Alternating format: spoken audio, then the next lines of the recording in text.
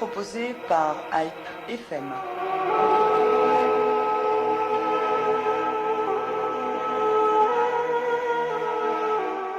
Bonjour, le dîner annuel du CCAF s'est tenu ce jeudi 28 janvier à Paris, le jour du 15e anniversaire de la reconnaissance officielle par la France du génocide arménien.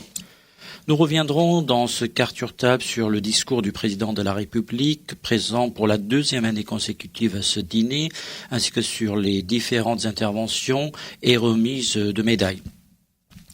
L'agenda arménien était riche cette semaine en France, mais à l'échelle du Conseil de l'Europe cette fois, dont l'Assemblée parlementaire débattait mardi deux résolutions clairement anti-arméniennes.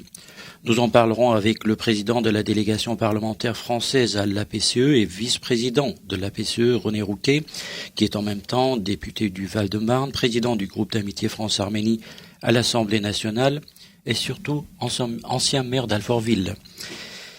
Mais également avec l'ambassadeur de la République du Haut-Karabakh en France, officiellement son représentant, Hovhannes Kevorkian, et avec le ministre plénipotentiaire, représentant de l'ambassade d'Arménie en France, Vagn Atapekian.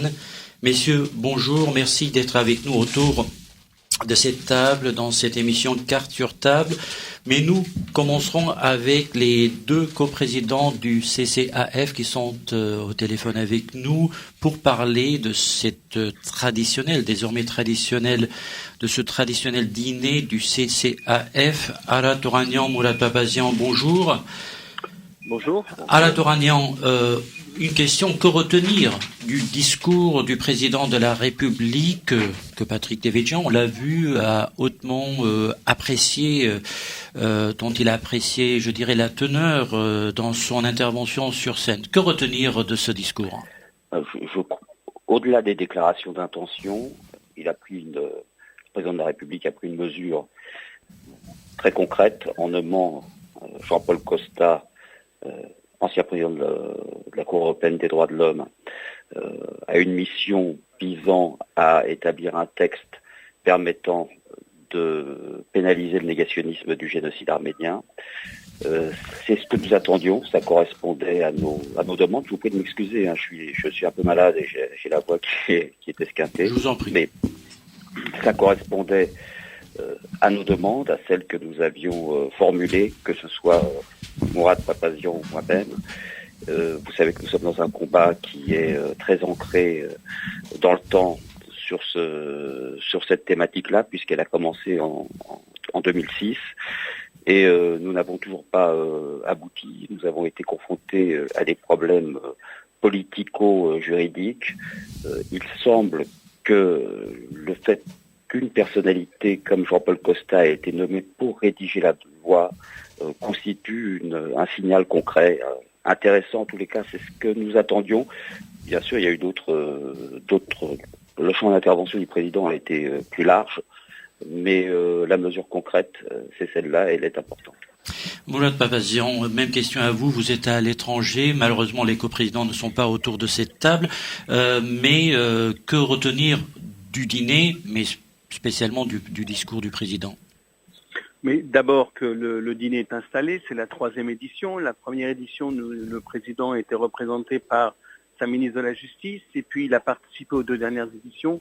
Et donc c'est un grand moment de relations publiques pour la communauté arménienne, puisque au cours de ces dîners, effectivement, le président de la République, des ministres, de nombreux parlementaires, des grands journalistes, des personnalités de la vie économique et du monde des affaires, des représentants des institutions, des communautés amies sont présents. Donc c'est un grand moment, 350 à 400 personnes tous les ans qui sont là pour nous soutenir en réalité, pour soutenir le combat que nous menons. Donc aujourd'hui un focus a été mis effectivement sur la loi, avec la loi antinégationniste, avec un engagement du président de la République et une mesure concrète effectivement avec la nomination de Jean-Paul Costa, qui est un des plus grands spécialistes de la question, reconnu comme tel et respecté par ses pairs. Donc c'est au-delà du fait qu'il est esqualité un des plus grands spécialistes, le président de la République a voulu nommer sur cette question une personnalité des plus respectées dans le monde juridique et dans le monde du droit. Et pour nous, c'est important que ce soit une personne de cette stature qui ait été missionnée par le président de la République, qui lui a donné un moment court pour travailler et pour se livrer. Nous avons assisté à Toragnan et moi-même à un petit conciliabule entre le président de la République et Jean-Paul Costa, où les consignes ont été extrêmement directives, précises, fortes de la part du président de la République. Donc c'est la première chose. Il faut retenir également une démarche sur la question du Haut-Karabakh. Là encore, ça fait partie des discussions que le CCAF a avec l'Élysée régulièrement pour que la France, qui est coprésidente du groupe de Minsk, puisse faire des propositions qui puissent satisfaire les deux parties, puisque de toute façon, si les deux parties ne sont pas satisfaites, il n'y aura pas de règlement à la question du Haut-Karabakh. Donc la France, qui peut avoir un rôle médian entre la Russie et les États-Unis, peut être particulièrement bien placée. On a la chance d'avoir à la tête du pays aujourd'hui François Hollande, qui veut jouer un rôle, effectivement, dans la dernière partie de son mandat, qui veut jouer un rôle pour tenter de faire avancer cette question du Haut-Karabakh vers la paix. Et plus concrètement, je dois dire que ça a été effectivement un discours très engagé du président de la République, salué, comme vous l'avez signalé, matin Capriélian, par Patrick Devedjian, qui l'a publiquement déclaré que ce discours était un discours dans le fond et dans la forme de haute tenue avec des engagements. Voilà, on doit capitaliser, c'est le président de la République, on doit se rendre compte que ce ne va pas de soi, que ce n'est pas naturel, qu'il participe à de nombreuses initiatives du CCAF, du 100e anniversaire, mais bien avant aussi, et puis après. Donc je pense que tout le monde doit comprendre que c'est assez exceptionnel et que ça relève de la performance de la communauté arménienne d'avoir réussi à attirer autour d'elle jusqu'au président de la République française. Alors il faut dire que vous deux, coprésidents du CCF, vous avez eu des discours très exigeants à l'égard aussi du président de la République, non seulement sur le plan de la loi, mais également à Toragnan, vous avez vous aussi insisté fortement sur la nécessité de faire quelque chose au niveau de la question du Haut-Karabakh. Et donc la question qui se pose aujourd'hui, est-ce que la France, après la tentative d'une rencontre entre Aliyev et Sargsyan qui n'a pas abouti, François Hollande l'a dit, est-ce que la France peut faire plus aujourd'hui? Est-ce qu'elle en a les moyens en dehors de l'intention? Les moyens, je ne sais pas. Déjà, l'intention est intéressante. Tout commence par là. Ça dépendra aussi, je crois, du poids que mettra la communauté arménienne de France dans cette revendication et dans ce combat-là. C'est vrai que ces dernières années, nous avons été extrêmement mobilisés autour de la question du négationnisme et autour de la question de la commémoration des 100 ans du génocide. Il faut sortir un peu de l'aspect commémoratif des choses pour porter notre attention et notre combat sur aujourd'hui. Et aujourd'hui, c'est la vie des Arméniens qui est en cause au Karabakh et par-delà en Arménie. Il faut essayer de mener un travail politique, idéologique, pour faire comprendre également aux Français, à l'opinion publique, l'importance du combat du Haut-Karabakh, non seulement pour la vie des Arméniens, donc du point de vue des droits de l'homme, mais aussi son importance géostratégique. On a essayé de souligner le fait que le Haut-Karabakh, aujourd'hui, est là où il se situe pour les valeurs de démocratie, de la République, je ne dirais pas de l'Occident, mais en tous les cas des droits de l'homme, un véritable verrou géostratégique qu'il faut absolument défendre et non pas pénaliser. Ça a été une des thématiques qui a été reprise dans les discours du CCAF cette année. Et nous allons, je crois, porter l'accent là-dessus. Je ne crois pas, j'en suis sûr. D'autant plus qu'il y a des difficultés avec la circulaire qui a été signée par le ministre des Affaires étrangères, Laurent Fabius, et le ministre de l'Intérieur, Monsieur Cazeneuve, concernant l'interdiction pour les collectivités territoriales françaises de créer des jumelages avec leurs équivalents au Karabakh. C'est un recul, c'est un problème qui n'est pas admissible pour nous, et nous allons essayer de nous mobiliser pour faire avancer et évoluer les choses. En tous les cas, peut-être, je ne sais pas quelle solution on va trouver, mais pour répondre à ce qui n'a pas été perçu pour nous, en tout cas, comme une circulaire et une mesure satisfaisante pour employer une litote. Alors, Laura Lapin, on en parlera durant cette émission Carte sur table avec nos invités en studio. Pour terminer sur ce dîner qui a marqué les esprits aussi par les médailles décernées d'abord à Anne Hidalgo, une médaille du courage, mais également à Marc Mougalian qui était dans le fameux Thalys, à Patrick Devedjian pour le remercier pour son action durant toutes ces années-là, mais aussi Mourad Papazian à Meral Gingir, si j'ai bien prononcé le nom, la vice-présidente de la commission, de la commission des droits de l'homme d'Istanbul, de Turquie, je dirais même. Quel courage et quelle émotion ce travail qui est mené en Turquie pour non seulement la reconnaissance du génocide arménien et pour les Arméniens, mais aussi pour les Kurdes. Mais quel courage quand même. Oui, évidemment, c'est un courage incroyable en Turquie. C'est une association qui est très engagée, qui a à sa tête des femmes d'ailleurs, beaucoup de femmes, qui sont elles-mêmes très engagées, qui prennent des risques. Je voudrais juste rappeler que l'Association des droits de l'homme turque que nous avons décorée a été tierce partie dans l'affaire Suisse contre Perinçek, donc du côté de la Suisse, du côté du gouvernement arménien, du côté de la France, du côté du CCF, de la Ligue des droits de l'homme, etc., etc. Donc là aussi, elle s'est considérablement engagée. C'est ce courage que nous avons voulu saluer parce que la solution viendrait également de la mobilisation de la société civile en Turquie, des ONG, des associations des droits de l'homme, de la jeunesse qui commence à évoluer, des Kurdes évidemment. Et donc il y a là un ensemble qui est intéressant et qui peut faire évoluer, je dirais, la version, la position, la posture gouvernementale qui est inflexible aujourd'hui. Et nous avons voulu, avec la direction du CCAF, Ada Toragnan et moi-même, décorer cette formidable grande femme qui prend des risques et qui, en venant au dîner du CCAF, prend des risques encore supplémentaires. Merci Ada Toragnan, merci Mourad Papazian. Je rappelle que, pour ceux qui ne le savaient pas encore, vous êtes les co-présidents du CCAF. Et je rappelle aussi que dans le discours du président de la République, 2 autres questions ont été évoquées. Le sort des minorités chrétiennes et dont les Arméniens en Syrie et toutes les souffrances vécues par toutes ces minorités, mais également le rapprochement Arménie-Union européenne. Là encore, François Hollande l'avait dit en mai 2014 en Arménie qu'il ferait tout pour que malgré que l'Arménie soit allée vers l'Union économique eurasiatique, malgré tout, l'Europe et la France doit convaincre ses partenaires que l'Arménie doit avoir un rapprochement plus profond avec l'Union européenne. Merci à vous deux.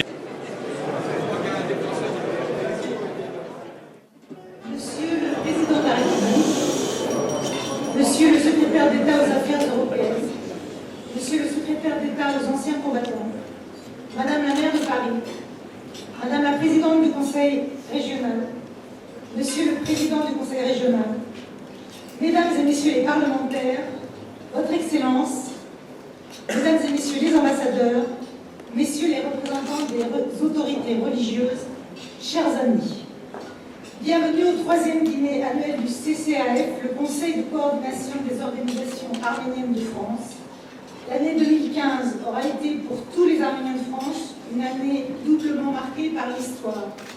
Ce fut l'année de la commémoration du 100e anniversaire du génocide qui a donné lieu à des manifestations culturelles, artistiques, historiques et politiques sans précédent. Elles ont permis de rappeler aux consciences le double crime fait aux Arméniens, celui du génocide et celui du négationnisme d'État de la Turquie. Vous étiez des nôtres, Monsieur le Président, il y a 1 an. Et nous avons tous en mémoire votre voyage en Arménie à l'occasion des commémorations officielles du 24 avril, symbole fort du lien qui unit la République aux Arméniens. L'année 2015, pour nous tous Français, d'origine arménienne ou pas, aurait été bien sûr aussi marquée par l'histoire tragique qu'a vécu notre pays, avec les attentats de janvier, puis de novembre, commis par des fanatiques islamistes au nom de la haine de la France et de ses ses valeurs. Des valeurs que nos grands-parents migrants, qui ont trouvé refuge ici, ont adoptées, épousées, respectées, fiers qu'ils étaient, malgré toutes leurs difficultés, d'être les enfants de cette République, fiers qu'ils étaient de devenir, par leur citoyenneté, les héritiers, à part égale avec tous les autres Français, de ses lumières, de ses valeurs, de sa culture et de son histoire, sans rien renier de leur mémoire. En 2015, je crois pouvoir dire que les Arméniens n'ont jamais été autant français parce qu'arméniens et autant arméniens parce que français, doublement épris de liberté et de justice, doublement fidèles à eux-mêmes, à leur histoire, à la République et à notre histoire. Je suis très heureuse de pouvoir l'exprimer ce soir, et puisque c'est encore la période des vœux, je vous souhaite à tous une excellente année 2016.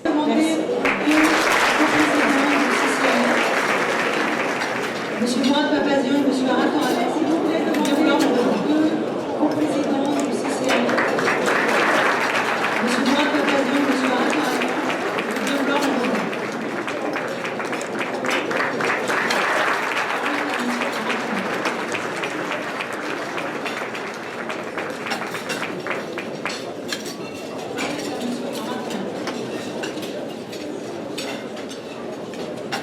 Monsieur le Président de la République, Mesdames et Messieurs, nous pressentions que l'année 2015, celle des 100 ans du génocide, allait être difficile à vivre. Nous appréhendions d'autant plus ce rendez-vous avec nos 1,5 million d'aïeux assassinés que la persécution actuelle des chrétiens d'Orient, des Assyro-Chaldéens, des Kurdes, des Yézidis, des Arméniens et des Grecs faisait écho, toute proportion gardée, aux crimes contre l'humanité que nous nous apprêtions à commémorer.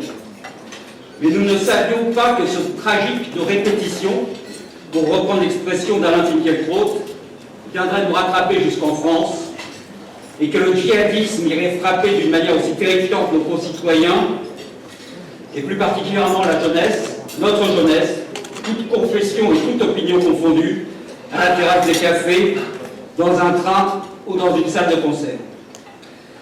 Pouvait-il en être autrement, ce terrible télescopage entre les atrocités d'hier et celles d'aujourd'hui, toutes choses égales par ailleurs, nous a confortés dans la conviction que le combat contre la barbarie ne se divisait pas, et qu'il y avait bien un fil conducteur entre nos combats pour la reconnaissance par la Turquie du génocide de 1915, notre lutte contre le négationnisme, notre attachement à l'Arménie et à la République du Haut-Karabakh, toujours menacée, et notre appartenance à la France et à la République. Ce dénominateur commun, c'est l'adhésion à ce socle de valeurs qui s'enracine dans la promotion du progrès et la défense des droits de l'homme, au premier rang desquels figure le respect de la vie humaine. Des droits encore à conquérir, hélas, pour le monde arménien, qui paye très chèrement au Caucase comme au Moyen-Orient, une identité culturelle assimilée à tout ce que l'obscurantisme déteste, l'aspiration au progrès, à la liberté, à la démocratie, à l'égalité homme-femme, n'est-il pas étrange de devoir le préciser? C'est notamment vrai pour notre République du Haut-Karabakh, terre de résistance qui ne représente pas seulement un des tout derniers territoires arméniens en vie de la région, mais qui est aussi, du point de vue de nos valeurs et de notre défense, au sens large, un véritable verrou géostratégique qu'il faut renforcer et non pénaliser avec des mesures ou je ne sais quelle circulaire qui tendrait à accroître son isolement. Car comment ne pas l'évoquer, chers amis, 100 ans après le génocide, les forces qui avaient concouru à la disparition du peuple arménien conspirent toujours à sa perte. Le négationnisme reste une priorité de la politique étrangère de la Turquie. Et l'Azerbaïdjan, qui affirme former avec cette dernière 2 États pour un même peuple, s'est engagé avec l'argent du pétrole dans une course folle aux armements qui ne fait pas mystère de sa finalité. Les mêmes causes produisant les mêmes effets, 100 ans après le génocide, une épée de Damoclès reste suspendue au-dessus de la tête des Arméniens. Le temps, ce grand maître qui règle bien les choses, disait Corneille, ne s'est en l'occurrence avéré d'aucun secours. Le temps n'a pas le pouvoir de changer la nature des crimes imprescriptibles, ni d'effacer ce qui a été, Il ne fait au contraire qu'envenimer les conflits non résolus et rendre plus impérieuse encore l'exigence de justice. Notre ami Serge Klarsfeld a déclaré que l'impunité de la Turquie pour le génocide de 1915 a rendu possible l'extermination des Juifs durant la Deuxième Guerre mondiale. On pourrait ajouter qu'elle n'est pas étrangère non plus, cette impunité, aux atrocités d'aujourd'hui. Nous sommes inquiets. Et comment ne le serions-nous pas quand il semble que l'Europe non seulement ne s'instruit pas des leçons du passé, mais va même jusqu'à confier la garde de ses frontières à une Turquie qui ne cesse de s'éloigner de ses valeurs. On nous annonce même une relance des négociations pour l'adhésion de cet État à l'Union européenne. Le CCAF s'est exprimé sur cette question en soulignant l'incompatibilité irréductible entre l'existence en Europe de communautés arméniennes issues des rescapés du génocide et l'intégration à ces structures dirigeantes, à ces centres de décision d'une Turquie négationniste et donc complice et solidaire du génocide. Comment pourrait-il en être autrement ?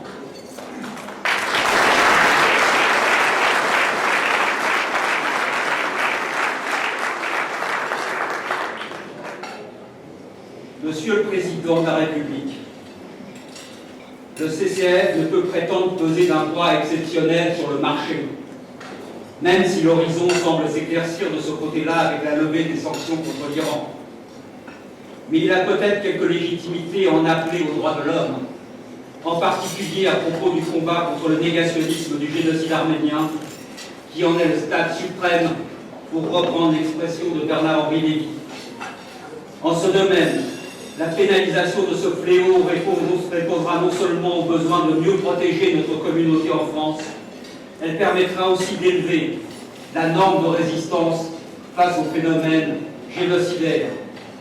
Le message qui en découle est loin d'être insignifiant dans le contexte géopolitique actuel, tant en ce qui concerne les enjeux moyen-orientaux qu'européens à l'égard d'Ankara, d'autant que tout est lié et que la voix de la France, cet héritage que nous sommes reconnaissants d'avoir reçu et fiers d'endosser, cette voix à laquelle nos anciens du groupe Manouchian, morts pour elle, avaient prêté leurs accents étrangers, ces Arméniens, ces Juifs polonais, ces Espagnols, ces Italiens, d'autant que cette voix de la France, dis-je en pensant à Jaurès, n'est jamais plus écoutée et puissante que lorsqu'elle combat pour la justice. Je vous remercie.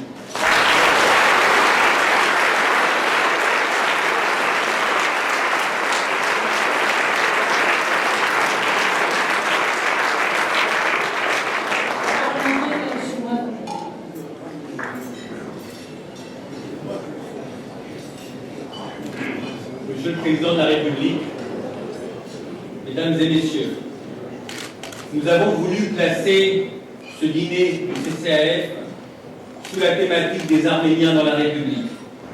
Arméniens de France, Français d'origine arménienne, Arméniens en France.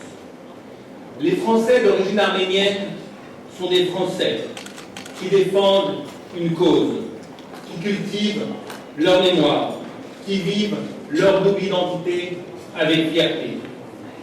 Fierté d'être français, fierté d'être arménien.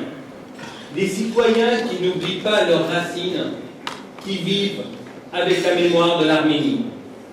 Les citoyens français sont des citoyens exemplaires. Ils sont l'exemple d'une intégration réussie. La règle fondamentale qui a été au centre de notre éducation est la loyauté absolue vis-à-vis de la République française. Et les générations qui se sont succédées n'ont jamais oublié ce principe fondateur de la communauté arménienne en France. Remercier la République, respecter la République, choyer la République, parce qu'elle est notre bien commun, elle est notre maison commune, et nous sommes tous ensemble, les fondations de la Maison France. Une maison pour tous qui a eu la particularité d'être une terre d'accueil. Mais une terre d'accueil, ça se cultive, ça se fleurit, ça s'arrose, ça se soigne. Et c'est tous ensemble, dans le respect des diversités de chacun, que nous devons réenchanter la République dans un mouvement de liberté, d'égalité et de fraternité. Jamais cette devise n'a été aussi forte qu'aujourd'hui. Oui, lorsque la France souffre, nous souffrons. Lorsque la France saigne, nous saignons. Lorsque la France pleure, nous pleurons, parce que nous sommes la France. Au lendemain des commémorations du 100e anniversaire du génocide arménien, nous avons besoin que la France, notre pays, soit à nos côtés, vraiment à nos côtés, pleinement à nos côtés, entièrement à nos côtés. Parce qu'aujourd'hui, 100 ans après le crime, je veux vous le dire simplement, mais clairement, nous avons besoin de la République. Face au négationnisme de l'État turc qui refuse de reconnaître la réalité du génocide des Arméniens, oui, nous avons besoin de la République. Besoin d'être choyés par la République. Besoin d'être protégés par la République. Besoin que la République prenne ses responsabilités en refusant qu'un crime de génocide soit nié sur son territoire. Comme cela a été fait avec la très belle loi de Guesso, qui pénalise la négation de la Shoah. Il n'est plus possible que 100 ans après le crime, la stratégie du négationnisme soit encore exercée. Le mensonge et l'instrumentalisation ne doivent pas l'emporter sur la vérité et sur la justice. Il est temps aujourd'hui, grand temps même, 100 ans après, que la vérité soit respectée. Victor Hugo disait « La vérité est une et n'a pas de rayon divergent. Elle n'a qu'un synonyme, la justice. C'est cette justice qui est notre moteur. Et nous comptons sur vous, Monsieur le Président de la République, pour que votre engagement soit respecté. »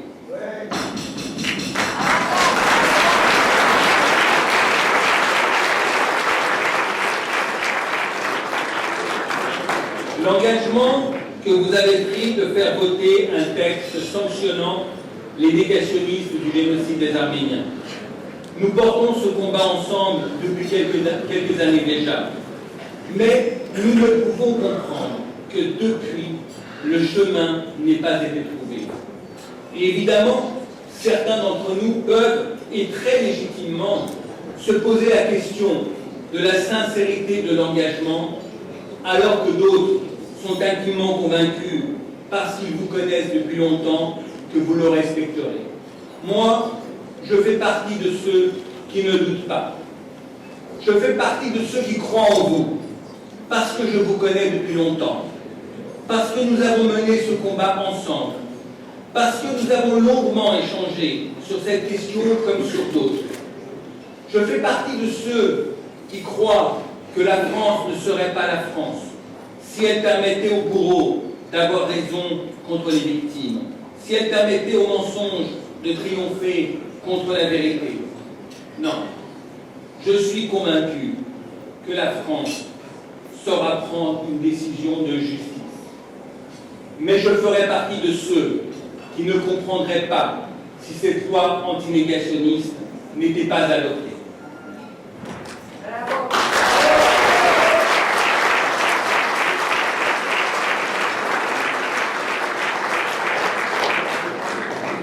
C'est une obsession au sein de la communauté des Français d'origine arménienne pour qui cela est devenu un enjeu majeur, avec la question de la sécurité des Arméniens du Haut-Karabakh qui vivent depuis plus de 20 ans avec une épée de Damoclès sur la tête.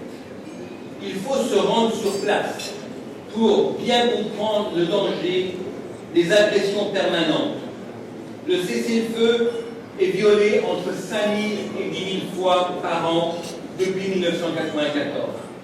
Il faut regarder les jeunes Arméniens du Haut-Karabakh dans les yeux pour comprendre qu'ils ont soif d'avenir et de sécurité, qu'ils voudraient envisager une vie normale dans la paix et construire un avenir pour eux et pour leurs enfants. Et cet avenir, nous le voulons avec eux, pour eux.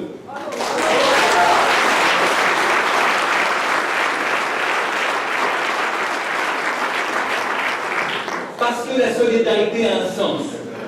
Parce que nous ne pouvons pas laisser ce petit territoire comme cela.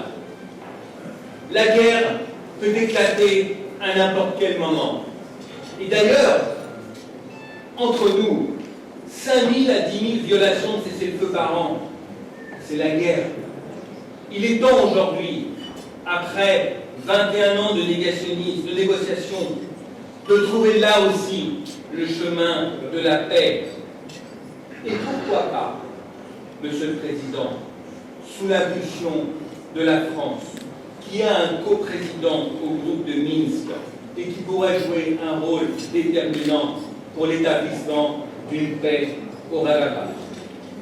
Le groupe de Minsk est le seul cadre possible pour installer la paix dans cette région. Quelques délégations parlementaires sont allées au Haut-Karabakh. Bruno Leroux et Jean-Marc Germain se sont rendus sur place, jusque sur la ligne de front. Ils ont pu se rendre compte de l'espoir que suscite la France auprès de la population en général et de la jeunesse en particulier. Mais en réalité, toutes les populations ont intérêt à un règlement du conflit, bien évidemment y compris les populations azéries. 28 ans après le début de la guerre, le temps de la paix est arrivé. La France, la Russie et les États-Unis doivent trouver en 2016 la solution de paix qui doit faire consensus. Et je veux penser aussi, bien évidemment, aux Arméniens de Syrie qui vivent un cauchemar depuis plus de 4 ans. Et plus globalement, aux chrétiens d'Orient. Les minorités ne peuvent survivre face à un conflit de cette intensité et face à la barbarie des djihadistes, qu'ils soient de Daesh, d'Al-Qaïda ou d'Al-Nusra.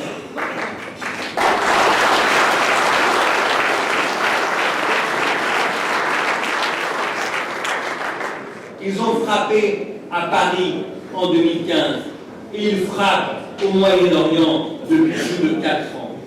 Il n'y a pas de possibilité de survie pour les chrétiens, sauf à bénéficier d'un soutien international d'urgence. 2015 a été l'année de la mémoire, du souvenir et des revendications du peuple arménien. En 2015, Monsieur le Président de la République, nous avons été fiers de vous et de votre engagement, tant en France qu'en Arménie.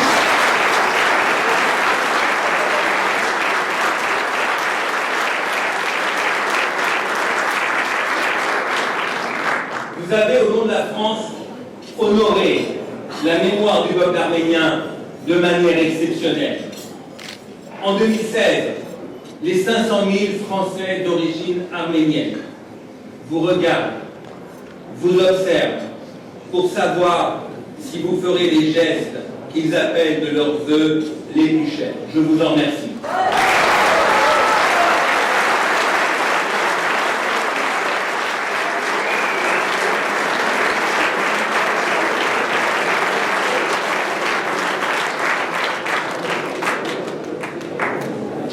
Monsieur le Président de la République, la parole est à vous.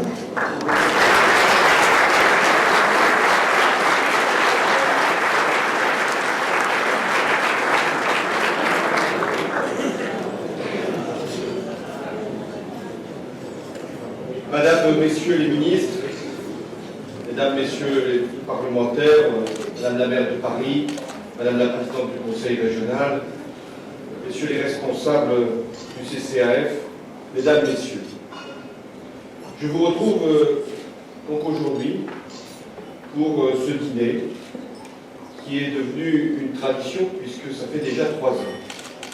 Et en France, 3 ans, c'est déjà un rite. Et il est sans doute vraisemblable que d'année en année, on rassemblerait ici responsables politiques, responsables économiques et responsables associatifs qui partagent avec vous une cause qui n'est pas la cause arménienne, qui est la cause de la justice. L'année dernière, vous annoncer en venant à votre dîner que je serai à Erevan pour le centenaire du génocide. Je sais ce qu'a représenté cet événement pour vous, pour tous les Arméniens du monde, à la fois pour le travail de mémoire et pour la reconnaissance internationale du génocide arménien. Je salue votre combat parce que je le partage. Je l'ai soutenu avant de devenir président de la République, avec d'autres qui sont ici, et je continue à ma place à défendre ce que je considère être la justice. Ce centenaire a correspondu, hélas, à d'autres tragédies, comme si il fallait, pour évoquer des massacres, que d'autres se produisent au même moment. D'abord, les attentats à Paris, en janvier, puis en novembre. Et je n'oublie pas ceux dont on a moins parlé parce qu'ils n'ont pas fait de victimes, mais qui ont été empêchés. Je salue là M. Bougalian, qui était dans le Thalys.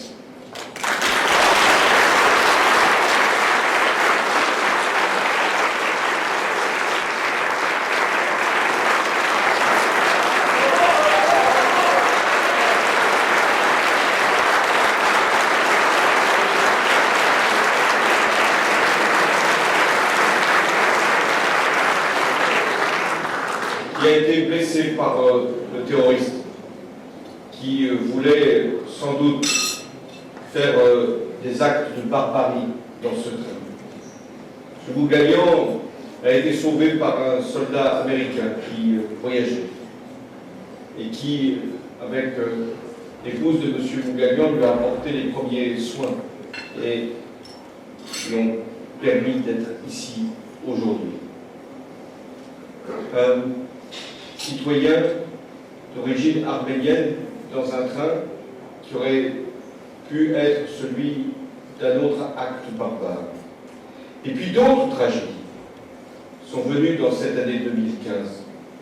Tragédie de ces réfugiés, de ces familles déplacées, de ces hommes, de ces femmes, de ces enfants qui quittaient la Syrie, l'Irak ou la Turquie pour rejoindre l'Europe au prix souvent de leur propre vie.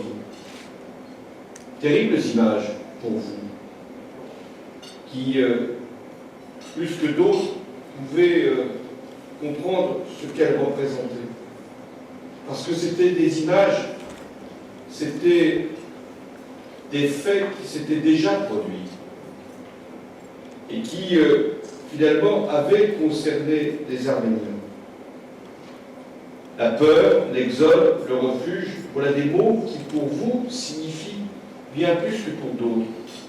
Des drames qui font écho à votre propre histoire, à celle de vos familles, mais aussi à notre histoire commune, l'histoire de France. Parce que la France a toujours été un pays qui a fait droit à l'asile et qui a permis à beaucoup de familles perdues, mais éperdues de liberté, de trouver un pays où s'établir. La France, notre France, votre France, fut pour de nombreux Arméniens plus qu'une terre d'asile, mais une patrie d'adoption. Les Arméniens ont fait plus que s'intégrer. Ils ont donné parfois leur vie à leur pays. Appelés pendant des conflits, ceux du XXe siècle, à servir la France, ils ont versé leur sang pour que la France, cette France qui les avait accueillis, puisse être libre. Et si la France fut pour les Arméniens un refuge, les Arméniens furent pour la France une chance. Nous sommes l'un des pays d'accueil de ce qu'on appelle la diaspora arménienne, troisième en nombre.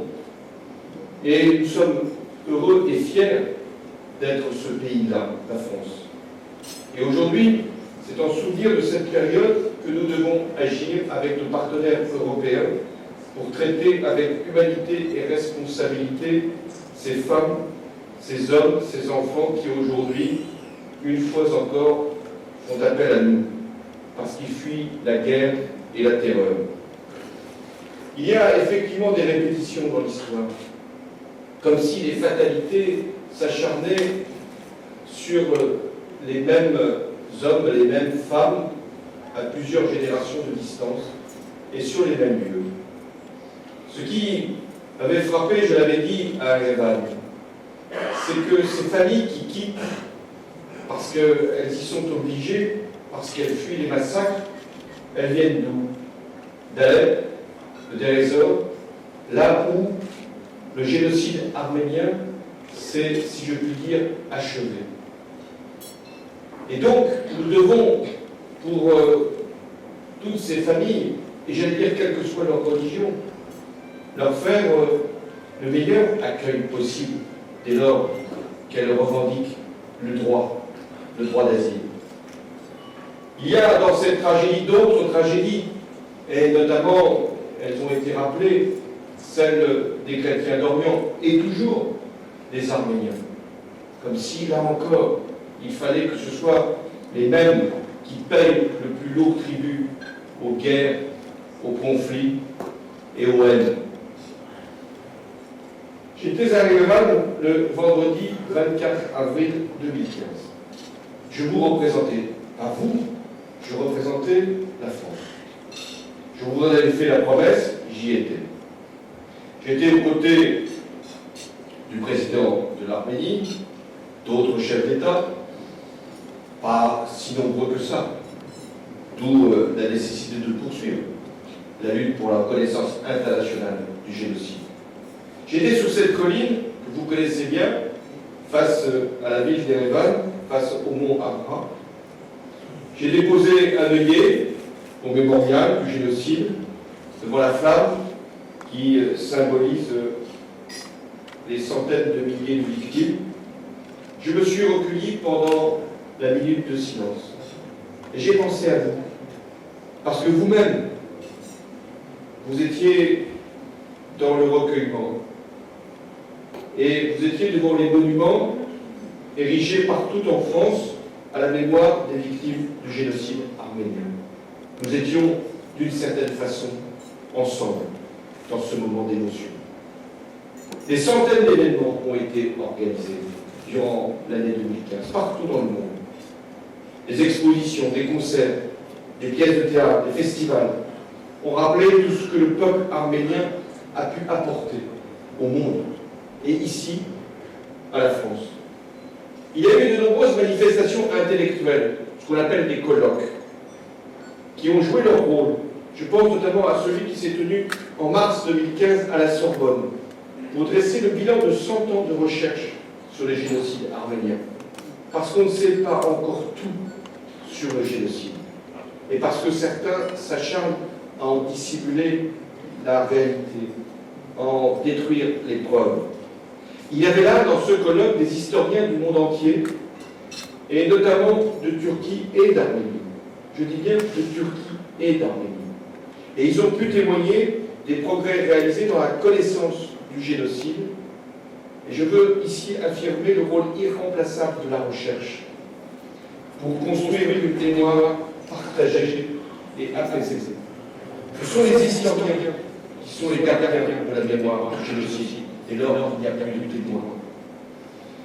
Il nous faut donc ne jamais oublier les faits, connaître les causes pour que jamais les conséquences ne puissent s'effacer. Les historiens n'établissent aucun procès. Ils ne condamnent pas les vivants au nom des morts. Ils nous aident, et c'est ce qu'on leur demande, à nommer ce qui a été. Et à bien comprendre comment une tragédie comme le génocide arménien a pu arriver et comment d'autres peuvent se préparer.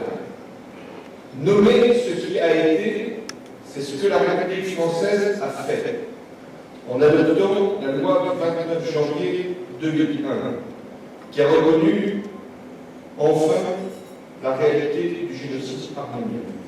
Je remercie d'ailleurs tous les parlementaires, beaucoup sont là, qui étaient ce jour-là à l'Assemblée nationale, au Sénat, et le Parlement devait décider en dernière lecture, et qui ont permis l'adoption de cette loi. Ce fut un long combat. On croit toujours que parce qu'une loi a été adoptée, ce fut chose facile. Non, il a fallu des années, que dis-je des années, des décennies pour en arriver là. Il y avait pas ceux qui voulaient nier le génocide, mais qui considéraient que ce n'était pas un Parlement d'en décider. Il y avait aussi, j'ai pu les entendre, des historiens qui disaient que les parlementaires ne devaient pas faire œuvre historique. Mais il ne s'agissait pas de cela. En reconnaissant le génocide arménien, il y avait non seulement l'opposition qui était prise, qui allait au-delà même de la France, mais il y avait déjà la nécessité de lutter contre le négationnisme de ce génocide. C'était vraiment contenu dans cette loi, pour que nul ne puisse nier, contester les faits. Cette loi, donc, elle n'était pas simplement une satisfaction, un aboutissement, elle était un commencement. C'était il y a exactement 15 ans. Il ne s'agissait pas d'établir une vérité officielle, il s'agit, c'est d'énoncer une réalité et de lutter contre le négationnisme. Car le négationnisme, il existe. Alors, je sais la déception qui a été la vôtre, qui a été la nôtre, en février 2012, lorsque le Conseil constitutionnel a déclaré non conforme à notre texte fondamental une loi qui avait été votée sans doute dans la hâte, dans l'urgence. Nous étions à la veille d'une consultation électorale et qui n'avait pas donc toute la force juridique pour être reconnue conforme à notre Constitution. Depuis cette date 2012, la France n'est pas restée inactive. Elle a soutenu, dans une procédure compliquée, ce qu'on appelle l'affaire Périchel. Elle a soutenu la Suisse devant la Cour européenne des droits de l'homme pour qu'il puisse y avoir une voie juridique pour que le négationnisme ne puisse pas prospérer. Nous n'avons pas obtenu de ce point de vue satisfaction. Et alors, nous devons continuer. Car je veux que nous n'allions pas dans le sens des proclamations. Elles sont si simples dans ce type de soirée. Je veux que nous puissions aboutir. C'est-à-dire que nous puissions agir dans le cadre du droit. Le droit, la Constitution, les engagements internationaux de la France, ce sont des textes qui nous obligent. Et c'est dans leurs limites que nous devons organiser la réponse. Une loi, si elle était votée, qui serait de nouveau censurée par le Conseil constitutionnel, ou qui vaudrait à la France d'être condamnée à son tour par la Cour européenne des droits de l'homme, mais ce serait un échec terrible pour notre pays et pour la cause arménienne, puisque ce serait une victoire du négationnisme. Alors, nous devons prendre des initiatives dans le cadre du droit. J'ai demandé à Jean-Paul Costa, qui est ici présent, l'un de nos plus grands juristes, conseiller d'État,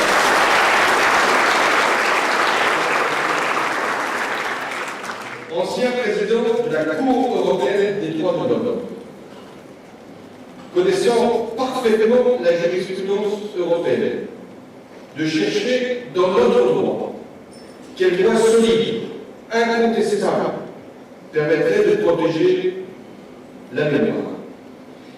Il va faire son travail dans un délai très court, car c'est sur la base de ses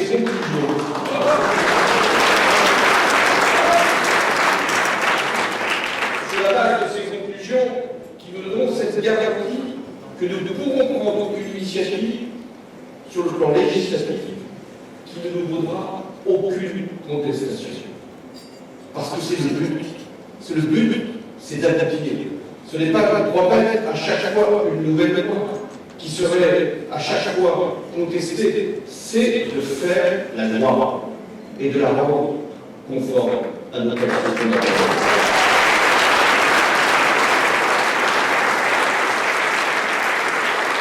Et on dira pourquoi cet acharnement, qui n'a d'ailleurs rien à voir avec les consultations électorales. Car méfions-nous de ce type de discussion ou de raisonnement. Nous devons agir au-delà même des échéances.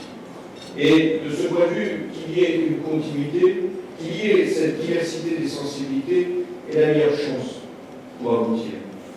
L'enjeu, ce n'est pas de nous acharner, ce n'est pas de vouloir satisfaire une revendication que j'ai moi-même portée. L'enjeu, c'est de réconcilier. C'est pourquoi l'Arménie comme la Turquie trouveront toujours la France à leur côté pour les aider à progresser dans la voie du dialogue. C'est le message que j'avais délivré ici l'année dernière, c'est le message que j'ai porté à Ankara en janvier 2014, message que j'ai répété à Erevan le 24 avril, et depuis, des initiatives ont été prises, des paroles ont été prononcées, des démarches ont été engagées, et je pense notamment à ces milliers de personnes qui se sont rassemblées le 24 avril dernier à Istanbul, et qui venaient de France, d'Arménie et de Turquie.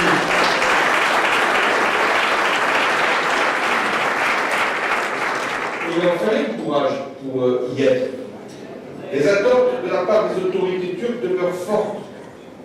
Et je me souviens de cette parole de Hrant Dink, qui rêvait au jour où l'eau creusera de nouveaux sourcils, qui militait pour que ces peuples proches ne soient plus des voisins lointains, et qu'il a payé de sa vie. J'ai la conviction aussi, et c'est le rôle de la France de le dire, que la réouverture de la frontière terrestre entre la Turquie et l'Arménie serait un grand progrès dans l'esprit des engagements qui ont été pris à Zurich en 2009.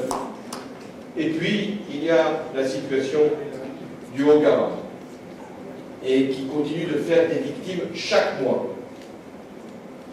Parce que chaque mois, nous devons, que ce soit du côté Azerbaïdjan ou du côté Arménie, relever des soldats morts, ou même des victimes civiles. La France exerce la coprésidence du groupe de Minsk, aux côtés des États-Unis et de la Russie. La France agit pour rapprocher les deux parties. J'ai moi-même organisé un sommet avec les deux présidents, Arménie et Azerbaïdjan, à Paris en octobre 2014. J'y ai passé une bonne partie de la nuit, sans aboutir. Mais c'est toujours dans ce cadre que je poursuis mes efforts de médiation. Et c'est ainsi que je me suis rendu à Bakou en 2015, comme je me suis rendu à Erevan, pour la commémoration du génocide arménien. Les présidents Sarkisian et Aliyev se sont rencontrés à Berne le 19 décembre dernier. Et je vous annonce que je suis prêt à reprendre une initiative au titre justement de la coprésidence du groupe de Minsk, et en parfait accord avec les États-Unis et la Russie, pour chercher encore une solution. Les points de vue ne sont pas si éloignés, mais ils doivent à un moment aboutir. Il n'est pas possible que 20 ans après, nous soyons dans un état de guerre et que des territoires soient encore contestés. Donc il y a nécessité de trouver un aboutissement. Et puis, il y a la situation humanitaire. La France vient de verser une contribution volontaire, elle n'est pas élevée, 300 000 € au Comité international de la Croix-Rouge. Et ce que je voudrais, c'est que sous la supervision du CICR, donc de la Croix-Rouge, nous ayons toutes les données disponibles sur les disparus du conflit, qu'on permette d'en terminer avec la cruelle incertitude dans laquelle sont restées tant de familles depuis le cessez-le-feu de 1994 au Haut-Karabakh. L'avenir de l'Arménie passe aussi par l'Europe et par le développement de son partenariat avec l'Union européenne. Il a fallu trouver, je me suis employé, une solution pour associer l'Arménie alors même qu'il n'y a pas d'accord d'association avec l'Europe. Mais j'ai dit à mes amis européens qu'il n'était pas possible, si l'on faisait un accord d'association, mais c'est bien, avec l'Ukraine, avec la Géorgie, avec la Moldavie, et qu'on laisse l'Arménie de côté. L'Arménie, elle doit être aussi dans une perspective européenne. Elle y est prête. Les négociations ont été lancées le 7 décembre à Bruxelles en vue de la signature d'un accord cadre et la France continuera à soutenir cette démarche. Voilà, mesdames et messieurs, ce que j'étais venu vous dire ce soir. Dans un contexte qui reste lourd pour le monde. Vous avez rappelé ce qui se passait en Syrie et en Irak. C'est vrai qu'il y a quelques heures à peine, j'étais avec le président Rouhani. Et j'appelais à ce que tous les pays de la région fassent pression pour que cette négociation qui est attendue à Genève puisse se faire. Pour qu'il puisse y avoir un processus politique, une transition qui fasse que nous puissions lutter contre le terrorisme, parce que notre ennemi, c'est le terrorisme, Daesh, Al-Nosra, Al-Qaïda, et qu'en même temps, nous puissions trouver une solution pour la Syrie. Il était important de recevoir le président de l'Iran, même si nous avons des divergences.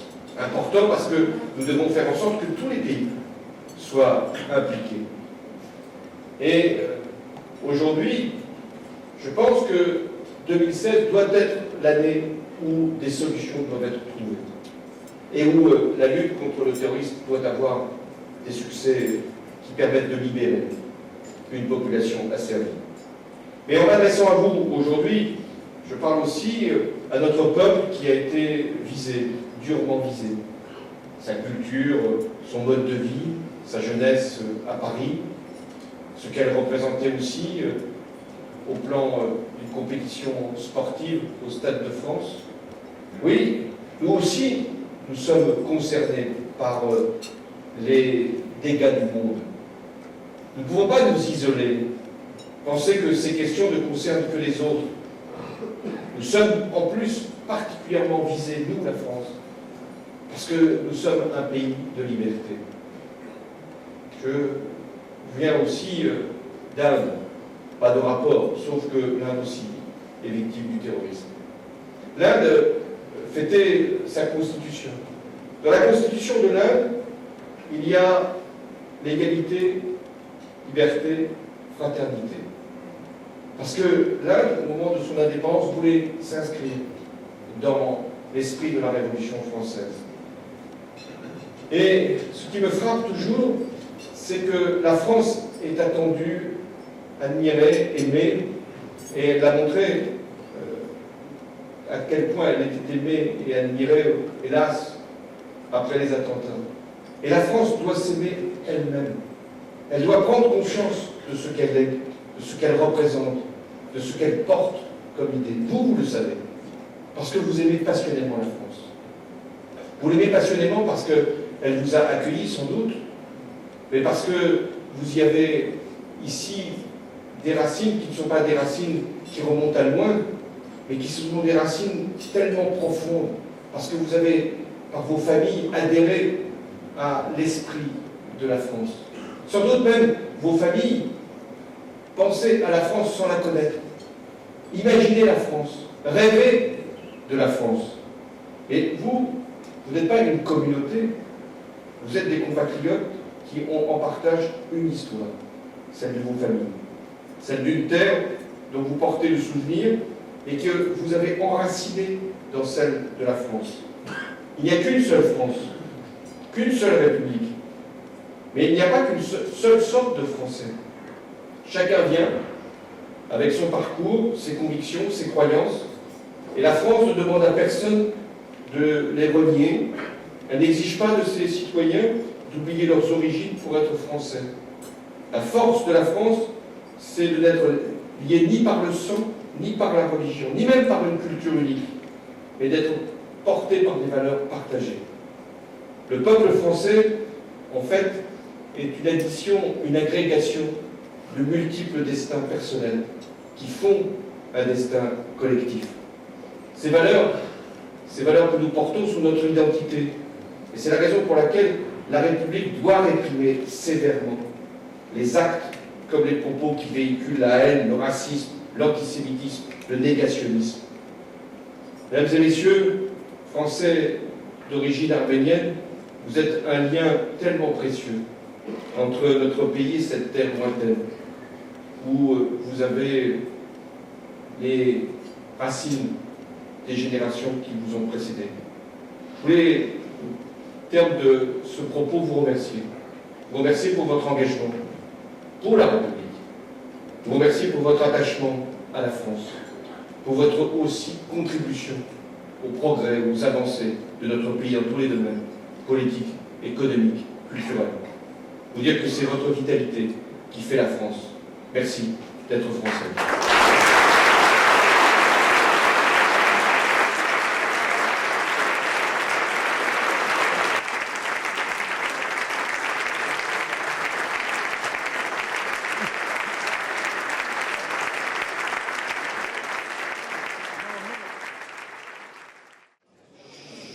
Monsieur Recep Saatlu, éditeur, défenseur des droits de l'homme en Turquie.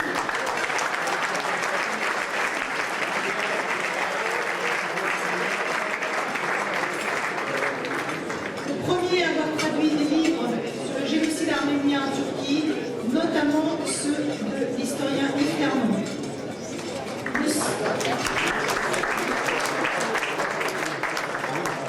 Monsieur Ali Akel, éditeur associatif en Allemagne, qui fut à l'origine d'une pétition en faveur de la reconnaissance du génocide arménien, signée par plus de 50 000 Turcs d'Allemagne.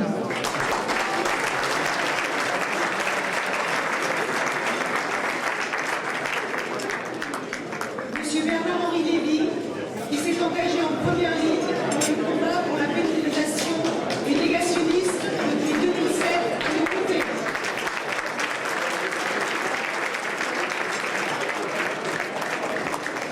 Monsieur Erol Özkoray, journaliste et éditeur turc, qui le premier s'est engagé en Turquie pour la pénalisation du négationnisme. Et enfin, Charles Lacour, ambassadeur itinérant de l'Afrique à l'UNESCO et symbole emblématique de la synthèse entre le monde arménien et la France. Pour remettre les médailles du courage de 2016, j'appelle les co-présidents du CCAF, Arato Agnan et Mourad Papazian, ainsi qu'Alexis Kovsian, qui fut le premier président du CCAF.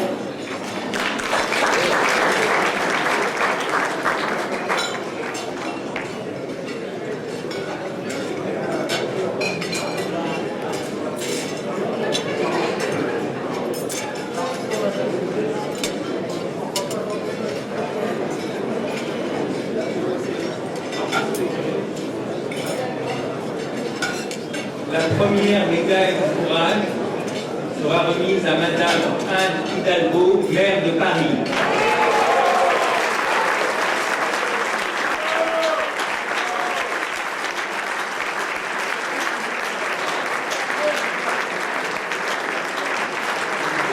J'ai tenu à faire l'exercice personnellement de remettre cette médaille à Madame Anne Hidalgo, que nous connaissons depuis longtemps, qui fait preuve d'une fidélité à toute épreuve à la cause arménienne, qui était déjà là lorsqu'elle n'était pas maire de Paris et qui a poursuivi en tant que maire de Paris son action en faveur de la cause et de la communauté arménienne. La médaille du courage est une force de symbole puisqu'elle est remise à des personnalités dont l'engagement est sans faille et ne fait aucun doute.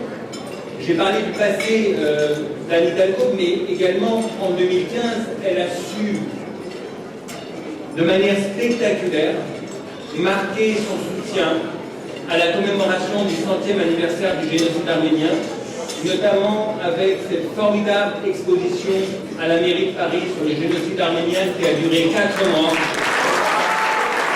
qui a vu des dizaines et des milliers de personnes, parisiens, touristes, qui venaient de toute la France et de l'étranger.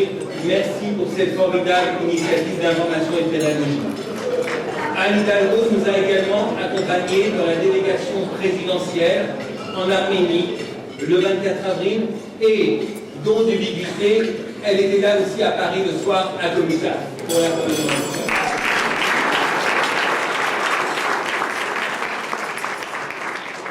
Et elle a pris l'initiative également ce jour-là, de manière tout à fait symbolique, d'éteindre la tour Eiffel un long moment et d'empêcher que celle-ci scintille. Et c'était une première. Merci, c'est un exemple de communication.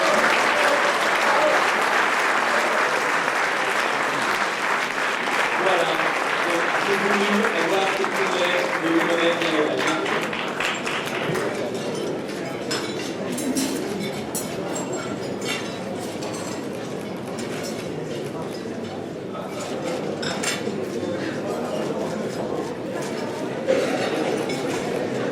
Monsieur le Président, cher Valérie, c'est un immense honneur, surtout après les noms prestigieux qui nous ont précédés, qui m'ont précédé. Et sachez que je la prends vraiment comme aussi une marque d'amitié. Je veux vous le dire, c'est vrai que l'histoire de cette belle communauté arménienne, qui est une composante complète de notre identité nationale, est aussi une composante magnifique de notre société parisienne. En fait, l'histoire des Arméniens est une histoire commune à des milliers et des milliers de Parisiens. Dans cette ville, elle a une résonance très forte. Et cette histoire à la fois d'immigration, de réfugiés, de femmes et d'hommes qui voulaient que leurs enfants s'en sortent, qui ont beaucoup misé sur cette République à laquelle ils croyaient et ils croient, qui ont beaucoup misé sur le travail, s'intégrer par l'éducation. Cette histoire-là est une histoire magnifique et la transmission de cette histoire n'est pas simplement l'affaire des Arméniens. C'est un message universel et c'est aussi ce message universel que vous portez admirablement. C'est pour ça que je garderai des images très très fortes de ces commémorations de 2015. Oui, le voyage avec M. le Président de la République en Arménie et son discours. Je garderai aussi cette image de cette tour Eiffel qui s'éteint en signe de deuil. Et puis, un moment un peu particulier, puisque nous avions démarré les commémorations ainsi. Les 100 roses que nous avons plantées au pied de la statue de l'École. Et un hommage au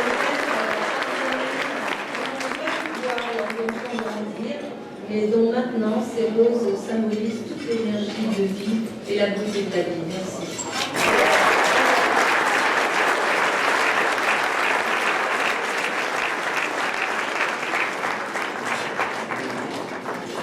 On associe évidemment à l'hommage qui a été rendu par Mourad Papazian à Madame Anne Hidalgo, la maire de Paris. La lutte a été très très dure entre nous deux pour savoir après lui remettre cette médaille. Je suis un peu jaloux, mais je voulais dire que je m'associe cette entreprise. Parce que c'est totalement partagé. Je voulais également rappeler que vous avez hébergé, l'hôtel de ville a également hébergé l'initiative de Frédéric Ancel dans son séminaire contre le négationnisme. C'était aussi une très très belle réunion que vous avez également pour Frédéric Ancel qui est très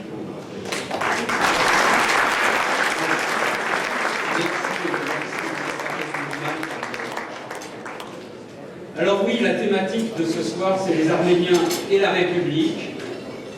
Et évidemment, dans cette thématique, comment ne pas penser à l'un des Arméniens les plus connus, les plus prestigieux de France, juste après peut-être Charles Aznavour, qui a été d'ailleurs le premier Arménien auquel on a attribué cette médaille du courage, puisque les autres étaient des personnalités turques, des défenseurs des droits de l'homme qui s'étaient engagés en faveur de la cause arménienne. Donc l'année dernière, nous avons voulu, pour des raisons évidentes, saluer et remettre cette médaille à Charles Aznavour, mais évidemment, nous avons un autre grand Arménien dont nous sommes très très fiers.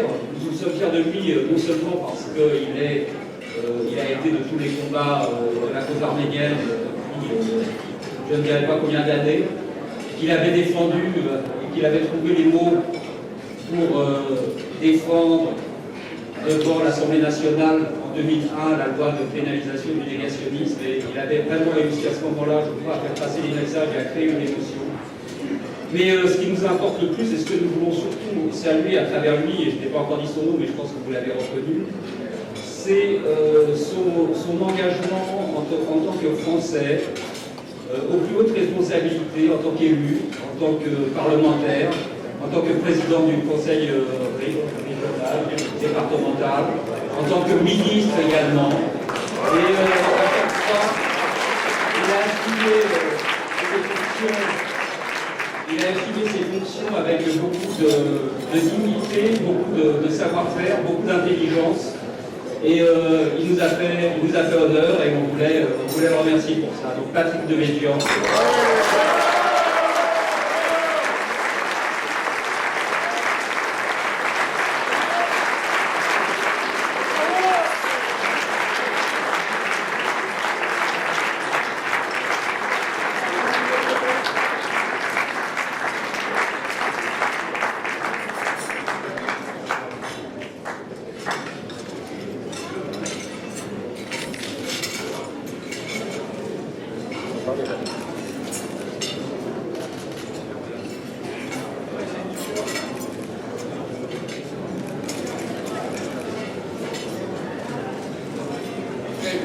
Très franchement, ce n'est pas une médaille de remerciement, c'est un acte de complicité avec ceux qui me l'ont remis. Parce que ces combats, nous les avons partagés, naturellement.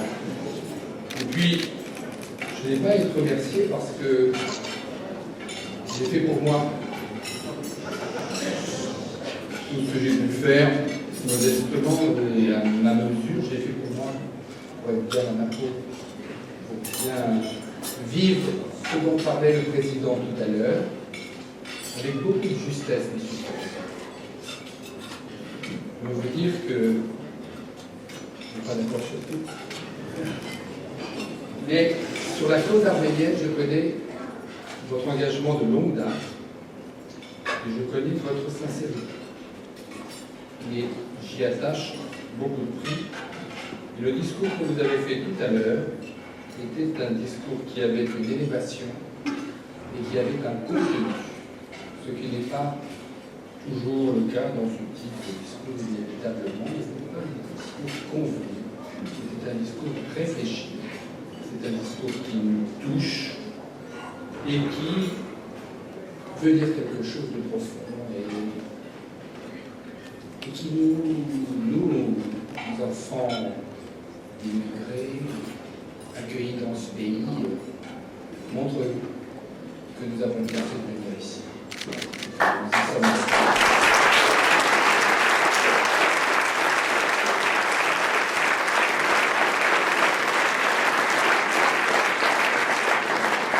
Merci pour vous.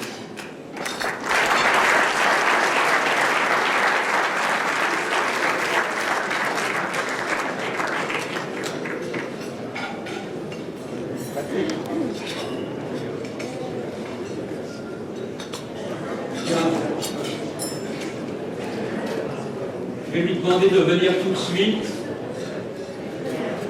Marc Mougalian, bien sûr.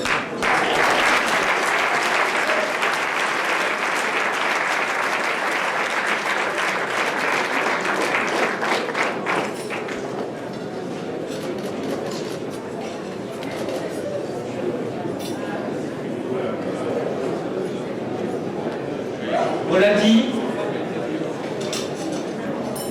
Marc Mougalian est ce héros du Thalys. C'est pas seulement une victime du Thalys, c'est un héros du Thalys.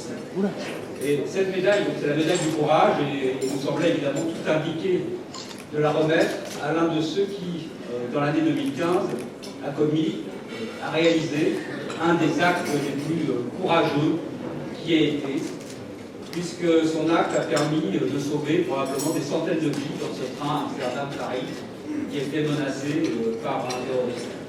Marc Mougalian, c'est celui qui a vu ce terroriste sortir des toilettes avec sa Kalachnikov, qui a demandé à sa femme de partir et qui s'est immédiatement précipité sur l'agresseur et avec un courage exemplaire qui lui a arraché sa mitraillette des mains.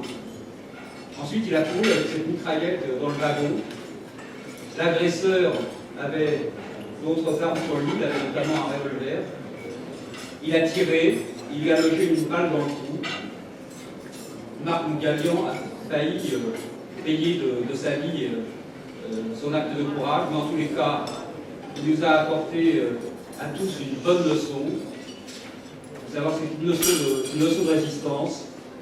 Et derrière cette leçon de résistance, le message, c'est que finalement, l'union fait la force. On essaye de le vivre au CCAF, puisque derrière son geste, il y a une solidarité des soldats américains qui ont neutralisé le terrorisme. Et puis aussi, l'autre leçon, c'est qu'il n'y a que des batailles qu'on ne livre pas qu'on est sûr de perdre. Merci.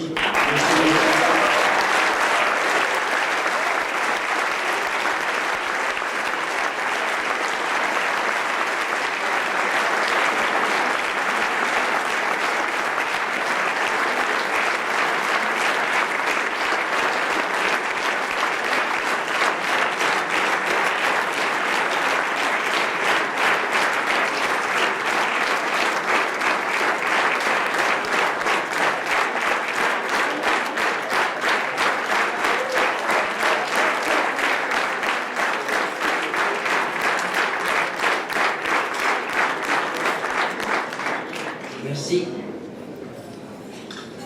Monsieur le Président de la République, Monsieur Tourignon, Monsieur Papaziou, Balazès. Ce soir, j'ai une pensée pour mon grand-père, Adik Mougalian, qui a quitté Kharkout, Arménie, en 1908 pour les États-Unis. Ayant perdu ses parents, il a fait semblant d'être le fils d'une passagère à bord d'un navire. Mais il était effectivement tout seul. Et moi, quand j'ai quitté les États-Unis pour faire ma vie en France, je suis venu tout seul ici aussi. Heureusement, ça s'est bien passé, et pour lui et pour moi. Alors je me demande ce que dirait mon grand-père s'il était là ce soir, s'il pouvait vous voir tous réunis, s'il savait que vous m'avez nommé pour recevoir la médaille de courage pour ce que j'ai fait à bord de Thalys le 21 août dernier.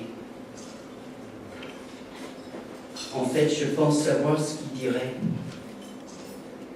Il dirait Shanore Kashu. Et moi aussi, je dis Shanore Kashu.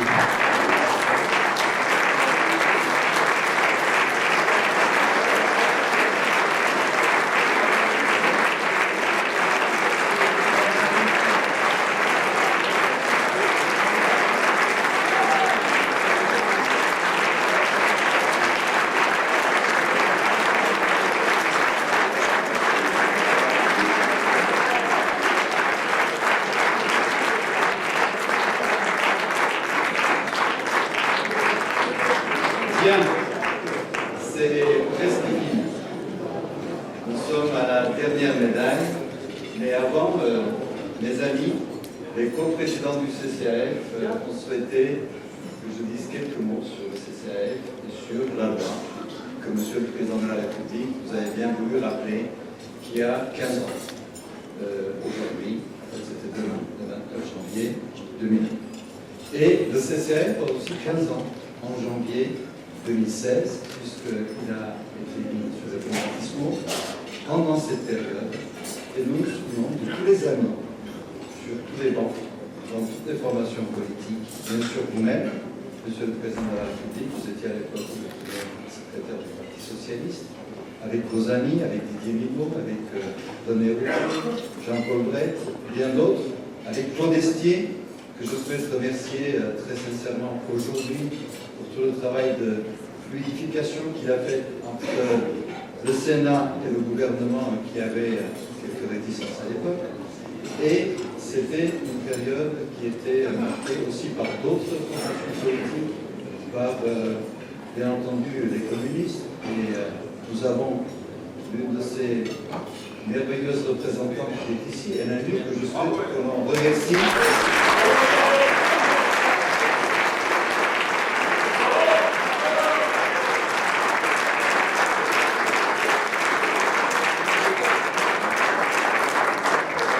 Nanu a beaucoup fait pour cette loi.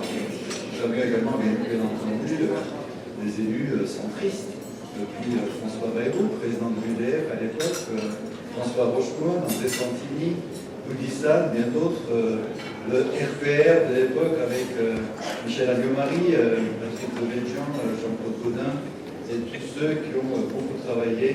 Il y a trop de noms à citer et ce serait, en tous les cas, faire injure à ceux qu'on oublierait. Mais ce qui est évident, c'est que ce travail a été réalisé parce qu'il y avait une volonté commune, et cette volonté, c'était celle du CCAF, et en tous les cas des organisations arméniennes de France qui ont su se rassembler et qui ont su créer l'esprit d'union. Et je souhaite saluer ici les deux coprésidents qui aujourd'hui ont perduré à travers toute la France, puisque le CCAF, ce n'est pas que Paris, même si Paris est important. Le CCAF n'est pas que l'île de France, même si l'île de France est une région importante, première d'Europe, n'est-ce pas, Madame la Présidente, mais nous avons aussi tous les centres de France, avec Lyon, avec toutes les régions, et aussi le sud de la France qui est très reconnaissable. Mais cette fois, Monsieur le Président, je voudrais avoir une pensée particulière ce soir pour celui qui l'a promulgué. Le Président parle, c'est la communauté arménienne de France qui parle. Et c'est ainsi, et je crois que c'est quelque chose qui est important à souligner.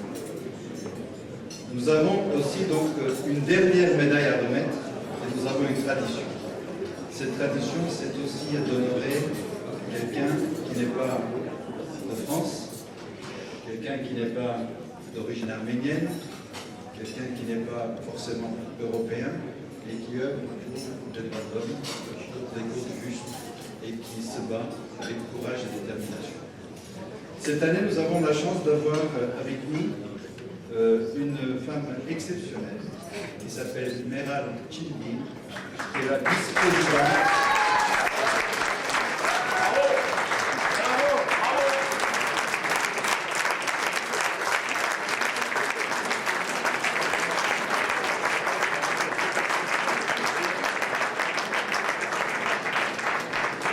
Qui est la vice-présidente nationale de l'Organisation des droits de l'homme en Turquie.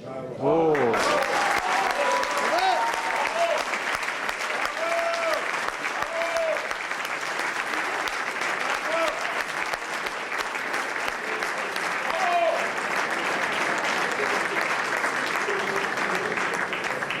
Il y a l'État turc, dont nous avons beaucoup parlé, il y a aussi le peuple turc. Il y a le peuple turc, il y a des militants, il y a des intellectuels, il y a des responsables, et tous ceux qui se battent tous les jours pour leurs droits, pour que les choses aillent un peu mieux dans leur pays, et en même temps, ils se battent pour des questions fondamentales, comme celle relative à la reconnaissance du génocide arménien, à la réparation de ses conséquences. C'est tout cela que fait cette organisation, qui organise d'ailleurs tous les ans, le 24 avril, vous l'avez rappelé, Monsieur le Président, sur la place de Taksim, qui est devenue célèbre depuis quelques émeutes. Sur cette place, le 24 avril, qui est commémoré en Turquie. J'y étais il y a 2-3 ans avec Benjamin Altan, ici présent, et beaucoup d'autres, et je peux vous dire l'importance de ce travail qui est fait. Nous sommes donc très fiers d'avoir Madame Gingir, vice-présidente nationale de cette organisation. La plupart d'entre vous connaissent bien cette organisation, puisque vous connaissez surtout Aïché Günaïsou et bien d'autres personnes qui travaillent dans ce pays pour la reconnaissance du génocide, mais aussi qui considèrent que si le passé n'est pas apuré, il ne peut y avoir de présent et à venir de paix, de justice et de sérénité. Aujourd'hui, à travers vous, Madame, Le CCAF souhaite saluer et remercier tous ceux qui, de plus en plus nombreux, se battent au quotidien pour des valeurs de respect, de liberté, d'équité, surtout de dignité, pour une société apaisée, qui notamment se réconcilie avec son passé, qui reconnaît le génocide et qui permet à chacun de regarder avec tous les autres dans la même direction. Une société en somme qui comprend la fraternité, qui nous est, aujourd'hui comme ailleurs, si nécessaire. Vous êtes une femme exemplaire, et lorsqu'on parle de courage en France ou ailleurs, on doit penser à ce courage pour ces femmes et ces hommes en Turquie, parce que le courage, ça veut dire quelque chose lorsqu'on est menacé tous les jours par cette. Merci. Bravo, bravo, bravo.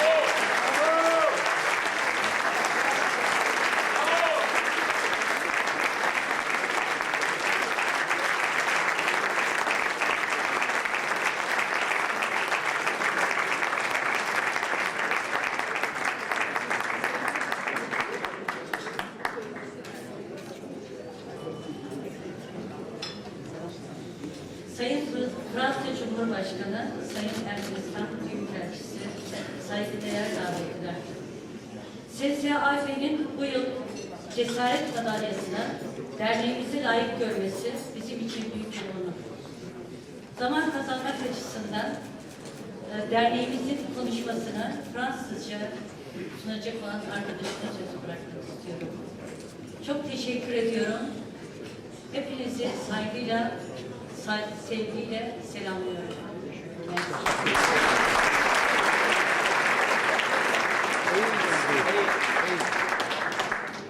Monsieur le Président de la République, Monsieur l'ambassadeur d'Arménie, honorables députés, pour ne pas faire très long, elle a raccourci son discours en turc pour que je lise le texte qu'elle avait préparé en français directement. Donc je vais lire ce qu'elle avait préparé. Je vous ai amené de Turquie les salutations, les remerciements et les sentiments les plus respectueux des dirigeants des associations de droits de l'homme et tous ses membres ainsi que leurs meilleurs vœux. Le CCAF nous a honorés en attribuant cette année à notre association sa médaille de courage. Ce prix nous a été décerné parce que nous avons œuvré pour la reconnaissance du génocide des Arméniennes par l'État turc et par la société turque. Parce que nous avons mené des actions afin que le négationnisme du génocide cesse enfin. Pourtant, nous n'avons pas réalisé toutes ces actions parce que nous sommes courageux. Nous les avons faites parce que ce sont les devoirs fondamentaux des défenseurs des droits de l'homme. C'est notre devoir en tant qu'être humain et nous allons les poursuivre.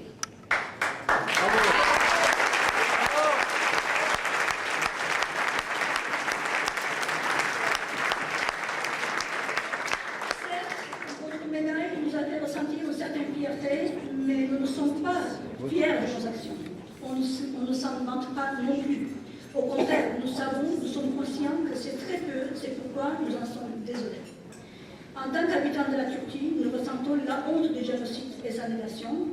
Le pays d'où je viens, dont je suis le citoyen, se trouve depuis 100 ans sous la responsabilité de lourd poids du crime commis.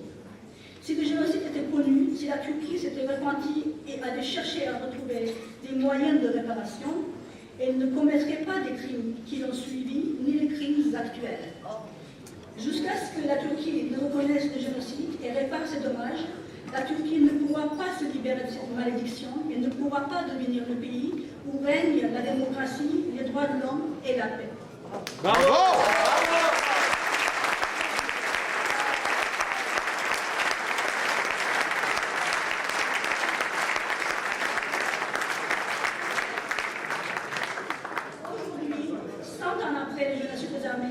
Nous observons la tentative de génocide contre les Kurdes. Les villes, les villages, les quartiers où les Kurdes vivent sont bombardés et attaqués avec des artilleries lourdes. Les blessés sont abandonnés pour qu'ils meurent d'hémorragie. Les citoyens n'arrivent pas à enterrer leurs morts. L'armée turque mène une guerre contre ses propres citoyens sur les terres qui étaient jadis la patrie commune des Arméniens, et les Kurdes coulent encore une fois les larmes de sang aujourd'hui. Les liens des événements actuels dans les rues du Gislet, les véhicules blindés de la police roulent en annonçant que vous êtes tous des Arméniens. Les vidéos de ces scènes ont été enregistrées et mises en ligne par la police elle-même. C'est la preuve concrète que la négation continue à engendrer la haine, car le mot arménien est encore une fois utilisé en tant qu'insulte et dans le but d'accuser des Kurdes. Ceci est révélateur pour nous montrer que la politique de l'État génocidaire est toujours en vigueur. Cette médaille que vous nous donnez va nous renforcer pour la poursuite de notre combat. Nous allons la porter avec fierté. Nous allons continuer à être la voix de l'exigence de justice en Turquie. Je vous en remercie encore une fois. Je vous salue tous avec respect.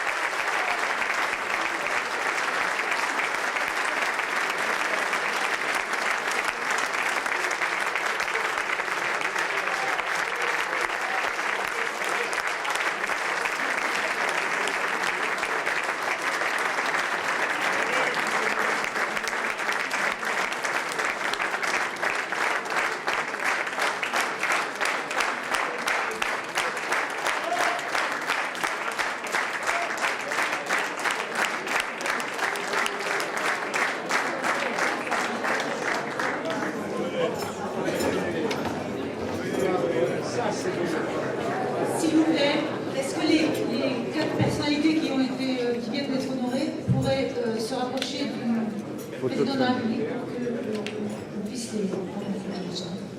Voilà, marquer symboliquement cette soirée.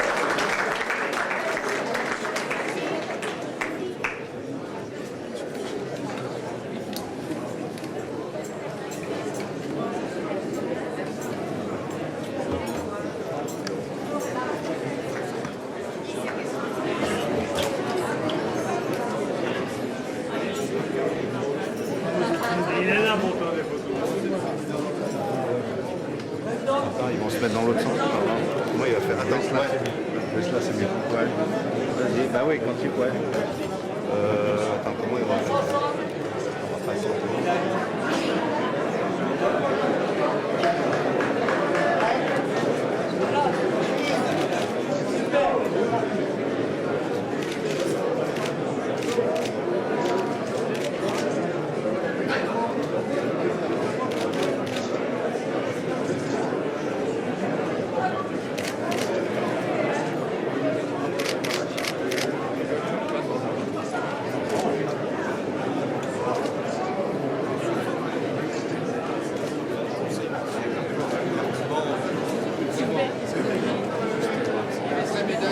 Oui, oui.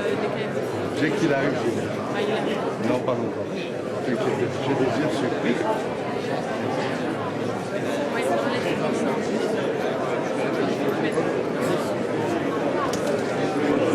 Mettez-moi un peu plus loin.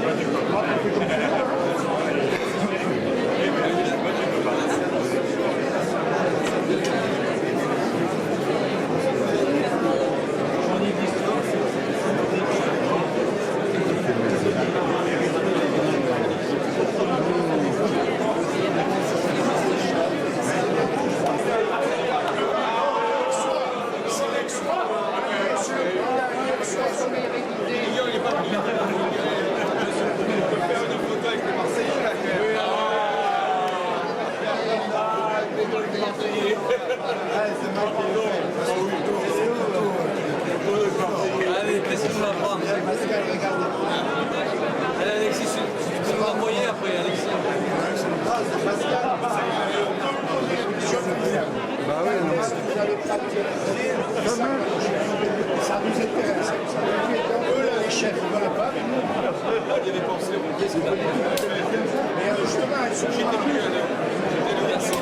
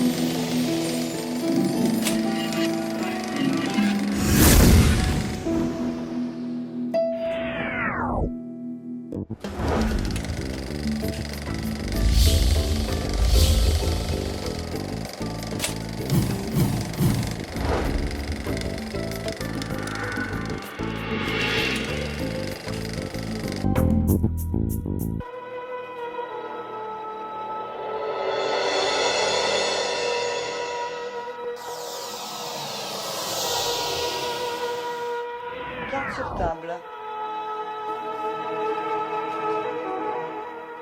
Une émission proposée par Hype FM.